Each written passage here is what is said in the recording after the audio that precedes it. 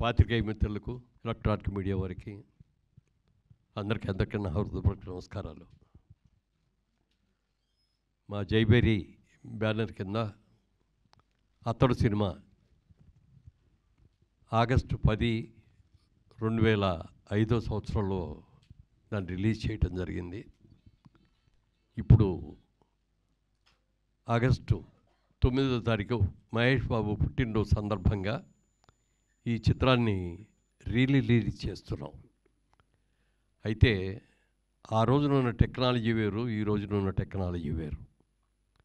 Technology పరంగా కూడా దీన్ని అప్గ్రేడ్ చేయకుండా రిలీజ్ చేస్తే ఇవాళ వస్తున్న సినిమాలకి దాటికి తట్టుకోవటం కష్టం అనే ఉద్దేశంతో ప్రసాద్ ల్యాబ్ వారి సహకారంతో దీన్ని సౌండ్ సిస్టంలో కానీ ఎవ్రీథింగ్, దాని కలర్ కానీ ప్రింటింగ్ కానీ ఎవ్రీథింగ్ టెక్నికల్గా అద్భుతంగా తయారు చేసి ఇవాళ ఇప్పుడే తీసిన కొత్త సినిమా ఎలా ఉంటుందో అలా ఉండేటట్టుగా చేశారు. ఇప్పుడే ట్రైలర్ కూడా చూసి ఉంటారు మీరందరూ కూడా. చాలా చక్కగా వచ్చింది. త్రివిక్రమ్ శ్రీనివాస్ గారికి మొట్టమొదటి సినిమాగా మా సినిమాతోనే చేద్దామని అనుకున్నాం. ఒరిజినల్గా ఆయన రైటర్గా చాలా మంచి పేరు తెచ్చుకున్న సందర్భంలో ఒక రోజు నేను కిషోర్ గారు ఇద్దరు కలిసి కూర్చొని త్రివిక్రమ్ గారి మంచి మంచి సబ్జెక్ట్స్ తయారు చేశారు. ఆయన అన్ని హిట్స్ అయినాయి. ఆయన్నే మనం డైరెక్టర్గా పెట్టుకొని సినిమా తీస్తే బాగుంటుంది కదా అని మేము ఇద్దరం డిస్కస్ చేసుకున్న తర్వాత ఆయన కవర్ చేసాం. ఏదైనా మంచి కథ ఉంటే చెప్పండి సార్, డైరెక్షన్ కూడా మీరే చేద్దరు కానీ మా సినిమా చేయాలి, కథ చెప్పండి అని అడిగితే ఆయన ఒకే మాట అన్నారు. నేను స్రవంతి కిషోర్ గారికి మాట ఇచ్చానండి ఫస్ట్ సినిమా వాళ్ళకి చేస్తానని. వాళ్ళకి చేసేసేది ఆల్రెడీ రెడీ అయిపోయింది, సబ్జెక్టు అవన్నీ కూడా క్యాస్టింగ్ షెడ్యూల్స్ కూడా రెడీ అయినాయి. వాళ్ళు చేసేసేది అవ్వగానే ఇమ్మీడియట్గా మంది వచ్చేస్తానండి అంటే సరే ఓకే అండి అన్నాం. అన్న తర్వాత ఒకరోజు కథ చెప్పడానికి ఆయన వచ్చారు. ఆఫీస్లో నేను, కిషోర్ గారు, ఆయన త్రివిక్రమ్ గారు, మేము ముగ్గురమే కూర్చొని ఉన్నాం. సరే సార్ ఫోన్లో ఇవన్నీ ఆఫ్ చేసేయండి సార్, కాన్సన్ట్రేటెడ్గా వినండి అన్నారు. సరే అన్నాం. మీరు చెప్తే నమ్మరు, 3 hours చెప్పారండి కథ. అంటే every shot to short, bit to bit అంతా కూడా A to Z. అంటే కథ వింటే మాకు సినిమా అంతా కూడా ఎదురుకుండా కనపడిందనే ఫీలింగ్ ఇచ్చింది మాకు అందరికీ. తర్వాత ఎలా ఉందండి అన్నారు. ఎక్సలెంట్గా ఉంది సార్, చాలా బాగుంది. మీరు ఏమనుకోకపోతే నాకు చిన్నగా ఒక ఫీలింగ్ వచ్చింది, అది చెప్తారండి అన్న. చెప్పండి అన్నారు. మనం ఆ రోజుల్లో పాత సినిమాల్లో హీరో అంటే శ్రీరామచంద్రుడు, 100% సుగుణవంతుడు అనేటట్టుగా మనం ఉండే మన సినిమాలన్నీ కూడా. అయితే అప్పుడు ట్రెండ్ మారుతున్న టైంలో హీరో క్యారెక్టర్ కూడా కొంత నెగిటివ్గా ఉంటే బాగుంటుంది అనే ఉద్దేశంతో దీంట్లో పెడితే నేను అది అన్నా. కొంచెం ఆ బిగినింగ్ పార్ట్ కొంచెం నెగిటివ్గా ఉందండి క్యారెక్టరు హీరోని అని అంటే అప్పుడు ఆయన అన్నారు త్రివిక్రమ్ గారు, ఇది ఇవాళ రోజున ట్రెండ్ ఇదండి. ఇవాళ ఇంగ్లీష్ పిక్చర్స్ మీరు చూడండి, లేకపోతే హిందీ సినిమాలు చూడండి, ఏ సినిమాలు చూసుకున్నా కొంత యాంటీ క్యారెక్టర్ ఉంటేనే జనం కూడా లైక్ చేస్తున్నారు. మీరు చూడండి అన్నారు. అప్పుడు మా బ్రదర్ కిషోర్ గారు అవునన్నయ్య అలాగే చేద్దాం, మనం దాంట్లో ఏమీ మార్చక్కర్లేదండి, ఒక్క అక్షరం కూడా మార్చక్కర్లేదు, మీరు యాజ్ ఇట్ ఈజ్గా ఈ సినిమాని ఏమనుకున్నారో దాని ప్రకారమే చేయండి, మేము ఎవరం కూడా ఇంటర్ఫీర్ అవ్వం అని చెప్పటం, ఆ బాధ్యత ఆయన ఎత్తి మీద పెట్టడం మూలంగా సినిమా చాలా అద్భుతంగా చేశారు. అయితే అప్పుడు ఆ స్టూడియోలో మా సైట్స్ ఉంటే ఆ సైట్స్లో ఒక హౌస్ సెట్ కావాలండి అని చెప్పి డైరెక్టర్ గారు అడిగారు. ఈ విధంగా హౌస్ సెట్ ఒకటి, ఓ మంచి రిచ్ హౌస్, పెద్ద హౌస్ కావాలండి. ఆ హౌస్ని మేము సెట్ వేసాం బ్రహ్మాండంగా. అది చూసి అందరూ బాగుందన్నారు, అందులో సెలెక్ట్ చేసాం. ఆ సినిమా షూటింగ్ ఆల్మోస్ట్ 90% దాంట్లోనే ఉంటుంది, మిగిలింది అవుట్డోర్లో ఉంటుంది అనుకోండి, పాటలు అవన్నీ అవుట్డోర్. ఆ సినిమా తీసిన తర్వాత అప్పుడు చాలామంది ఏమండి ఈ సెట్ తీయబాకండి సార్, చాలా బాగుంది, ఇంకా చాలా సినిమా వాళ్ళు వచ్చి తీసుకుంటారు అని అడగటం, వాళ్ళందరూ కూడా తీసుకోవటం కూడా జరిగినప్పుడు నాకు ఒక ఆలోచన వచ్చింది. ఈ హౌస్ని ఇలాగే ఉంచి ఇక్కడ మన సైట్ కూడా ఉంది కాబట్టి ఇదివరకు కేఎస్ రామారావు గారిది గార్డెన్ సిటీ లాగా మనం కూడా ఒక షూటింగ్ ఇది స్పాట్ చేసి మిగిలిన బిల్డింగ్స్ అన్నీ కూడా మనం కట్టి చేస్తే బాగుంటుంది అని చెప్పి ఆలోచన రావటం, చేద్దామని నిర్ణయం కూడా తీసుకోవడం జరిగింది. కానీ దురదృష్టవశాత్తు ఔటర్ రింగ్ రోడ్డు ఈ సైట్లోంచి వెళ్ళిపోవాల్సిన పరిస్థితి వస్తే తప్పనిసరి పరిస్థితిలో ఇవ్వాల్సి వచ్చింది. అలా ఇవ్వటం మూలంగా మేము వేసిన సెట్లో వేసినంత పెద్ద బిల్డింగు వెళ్ళిపోయింది రోడ్లోకి. సైట్ కూడా 15 ఎకరాల పైన దాంట్లోకి వెళ్ళిపోవటం మూలంగా స్టూడియో చేయలేకపోయాం. ఎందుకంటే కేఎస్ రామారావు గారు ఇక్కడ అవుట్డోర్ షూటింగ్లో కేఎస్ దాని పేరేమన్నారు, gardens,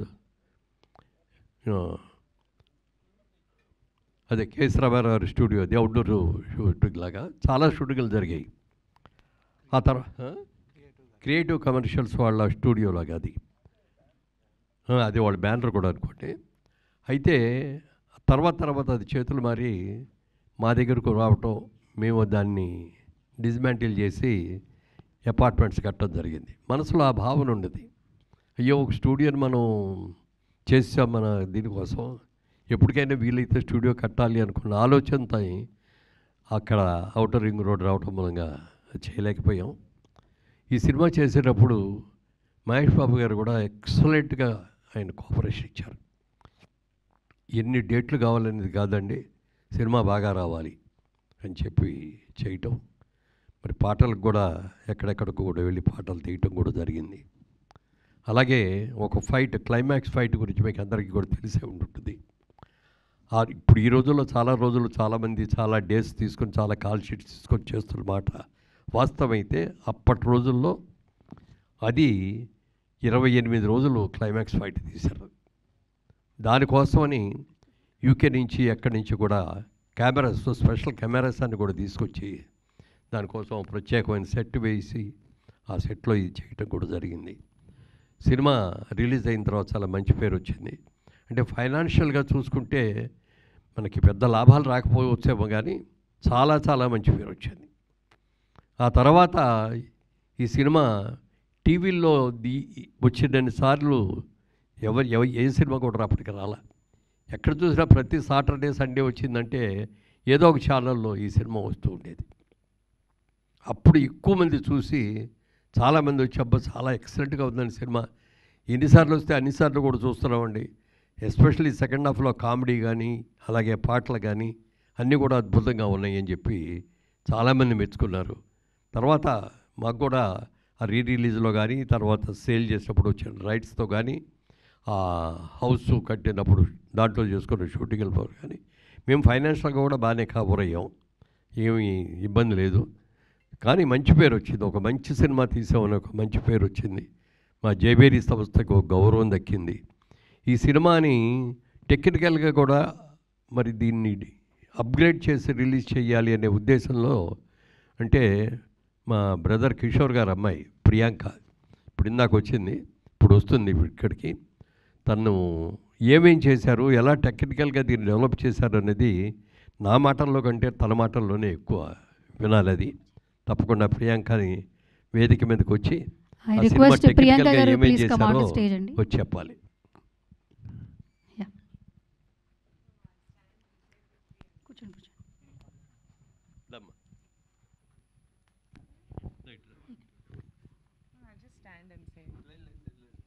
Sorry Andy, I prefer being behind the screen. So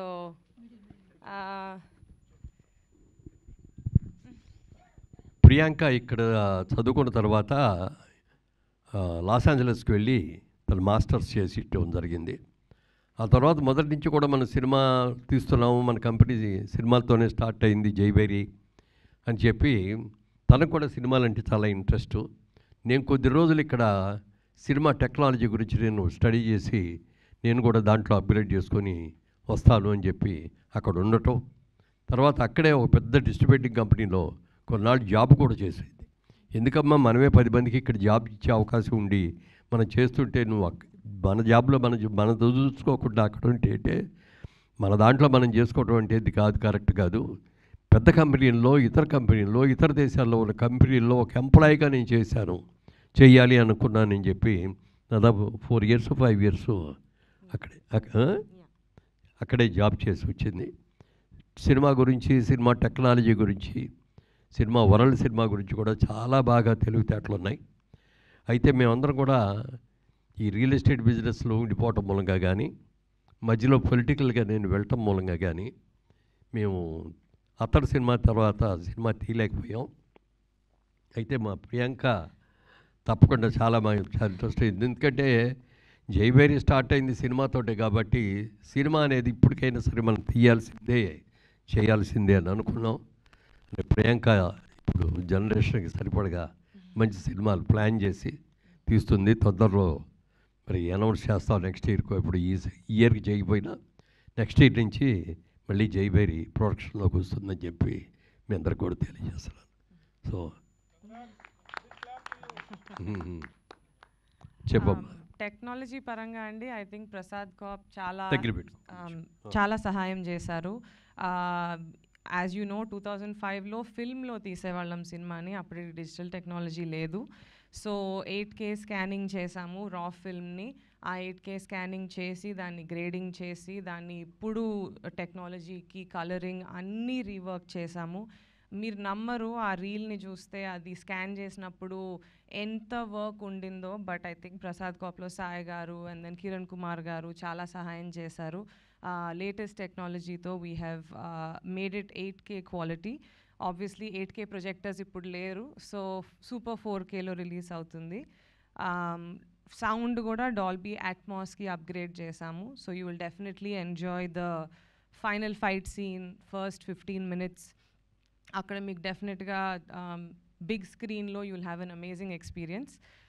I think నేను 13 ఏళ్ళప్పుడు ఈ సెట్కి వెళ్ళి హోంవర్క్ చేసుకునేదాన్ని సినిమా షూటింగ్ జరుగుతున్నప్పుడు. నేను కూడా మీ అందరితో రిలీజ్ అయినప్పుడు బిగ్ స్క్రీన్లో కూర్చొని చూద్దాం అనుకుంటున్నాను. I hope everyone enjoys and relives some great memories. Thank you. PCXలో కూడా రిలీజ్ చేద్దామని డిస్ట్రిబ్యూటర్స్ ట్రై చేస్తున్నారు. ఐ థింక్ ప్రసాద్ టీమ్ కూడా they going to support the process. So అది కుదిరితే nothing like it. Biggest screen in Hyderabad, biggest screen in South India. I think you will be able to enjoy this special film. Thank you. Thank you ma'am, thank you so much. అలాగే మీ నుంచి త్వరలో ఇంకా మరిన్ని సినిమాలు వస్తాయని ఆశిస్తూ all the very best. Thank you so much ma'am. So ఇప్పుడు I request, ఈ సినిమాని మనకి రిలీజ్ చేస్తున్నారు జితేందర్ గారు.